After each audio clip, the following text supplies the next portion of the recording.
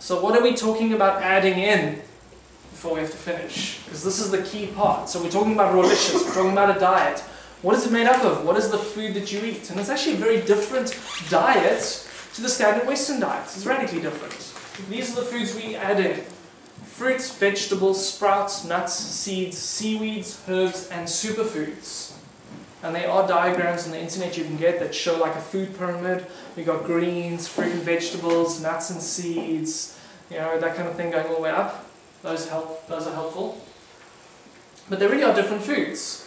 Obviously we're focusing on a plant-based diet, mainly because animal foods are so contaminated today. Not because animal foods are intrinsically bad for us, or evil, or any other kind of crazy stuff. Certainly the amount of animals that are slaughtered inhumanely is abominable, and the situations they have to live in. But animal food has been part of a human experience for who knows how long. Can you live without animal foods? I think it's possible. There are people out there who are long-term vegans who are really healthy. Is it for everyone? Definitely not. But you've got to make intelligent food choices. Certainly there's a call for consuming a lot less animal food. And we really don't need as much as what's being eaten today. Less than 10% of your calories is recommended by the China study. And you reckon that over that you started becoming precancerous, or at least feeding cancer cells. So these are the foods. So what do you do with these? I mean, you can buy these, they're in your house, and then what? You look at the seaweed and you're like, it's seaweed. What do you do with seaweed? Has anyone looked at the seaweed and gone like, should I just eat it like that? You could. You might be surprised, especially if it's dulse. Has anyone tried dulse? Dulse is amazing. It kind of like melts on your tongue. Delicious. Do we have dulse here tonight? You have to come to our shop to get some dulse. We have a recipe for seaweed burgers in our new book. Seaweed burgers coming out in Earthshine's book. That's going to be awesome. Yeah, and there's a seaweed chowder recipe in Rawlicious, which is amazing. So you can use seaweed. It's delicious. It's nutrient dense. Why? Because it lives in the sea. That's where all the nutrients have run to. They've washed off the land, they've gone into the sea. So you eat seafoods, you get sea plant foods, you get low toxicity and massive nutrient density. This is kind of why we wrote Rawlicious, the book, to teach people how to use these ingredients. So we make raw pizzas, raw pastas, raw chocolate mousse, raw ice cream, all that kind of stuff. We just use in integrity ingredients. But the foundation of the diet is no more complicated and as simple as these 4 foods. You just have to add these 4 foods in. You add in smoothies. So who makes a smoothie regularly? Excellent. So smoothie is simply blending stuff up with water. Try and keep the milk out, because that could be contaminated and a whole bunch of other stuff, and also blocks the absorption of antioxidants. But basically you're just using fruit, nuts and seeds, superfoods, blending it all up, smoothie. It takes 5 minutes and you've got a drink that can be more nutritionally dense than what most people on a junk food diet will get in a week.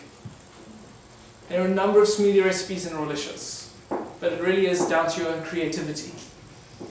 We're bringing out a smoothie mix next month so that you can just add tablespoons to your fruit smoothie. And there are lots of mixes available on the market too. I kind of like the alchemy of making my own, so I've got lots of bottles and I make my fruit smoothie base and then I add in different powders and different superfoods and different herbs. And you can get into that. It's quite fun when you start playing with your food like that.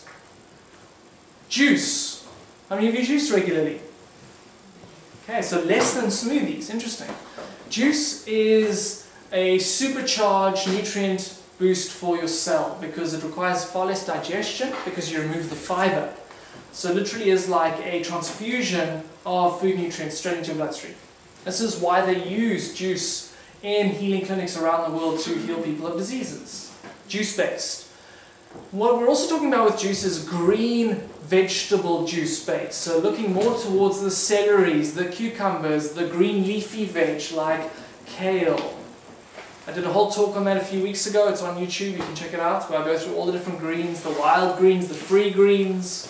What about spinach? Spinach is amazing, juice spinach. Because I heard something, I was using a lot of spinach, and It said something about if you use it depletes your iron content.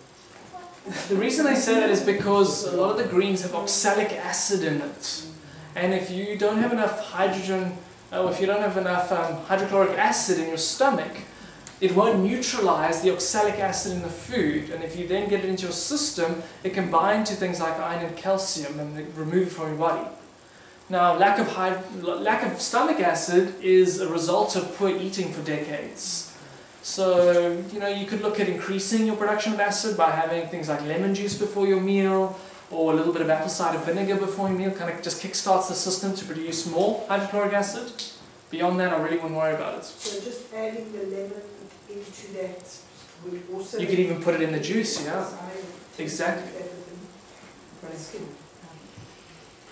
I am one of these people that find using my juicer real pain. Okay. What kind of juice have you got? I've got a Matstone. Okay, Samson. Yeah. Okay. And so what I've been doing lately has been using the Vitamix and then the nut milk bag. Okay. Is that sort of... That's a very similar thing. Is it fine? It's not going to... I find that with a juicer you end up just getting more juice though, because with the Vitamix you've got to have a lot of water in. So it's quite diluted. And initially I want to get as much green into people as possible. So by using a single auger juicer like that, you can squeeze out maximum juice. Your course you said to mix it with 50... Yes, definitely dilute with half water too. So what's the difference if I put the water in when I blend it? Well, half is a lot less. I do 2 cups of water and then I fill it up with greens. Fill it up with brilliant, so it's quite thick. Yeah, it is. Brilliant. Yeah, Yeah, you can do it's that, fine. for sure. I mean, nutritionally it's still fine. Look, there is more oxidation in a blender because the blades are much faster than a juicer. Yeah. So your juice will taste a little bit different and will also go off quite quickly through oxidation. And certainly some of the nutrients will be destroyed. Ideally we want to eat the greens. That's the best. We pick them and we eat them. And then we've got steps between that. So the juicer eats the greens for us. The blender will also do the same thing, but a little bit more damage. Okay, so I'm always looking at less damage as far as possible. But if blending works for you, blend, for sure. So juicing the greens, that's what I'm talking about here.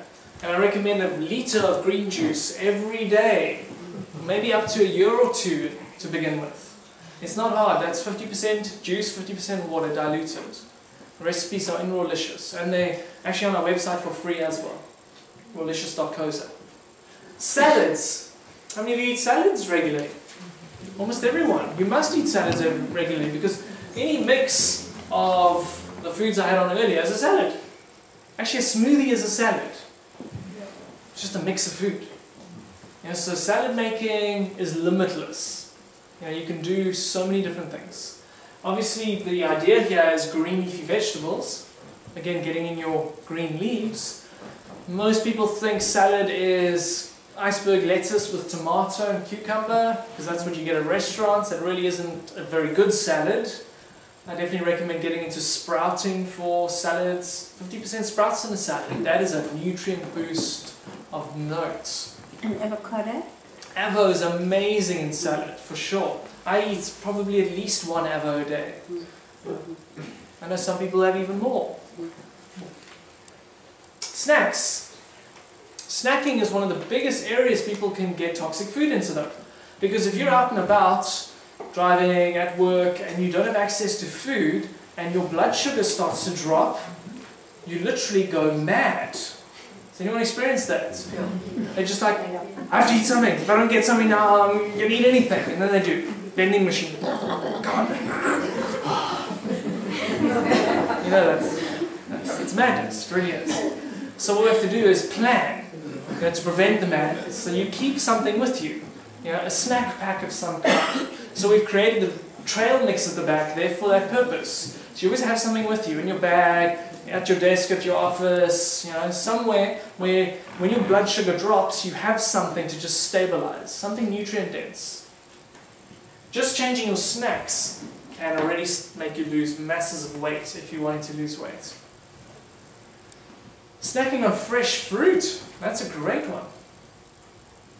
So if you do just these 4 things in a day, where's the room for anything else? There's not much room. So I reckon that if you do just 3 of these things, you're at a 50% raw diet. That can't be that hard. Easy, easy, easy. But the issue is we try and complicate it. We're like, oh, but we've got to make those complicated recipes. And I'm like, you'll get to those. You know, when you feel like it, when you're curious, when you've got some equipment, start with the simple stuff. Foundation, get the foundation right, then build on that.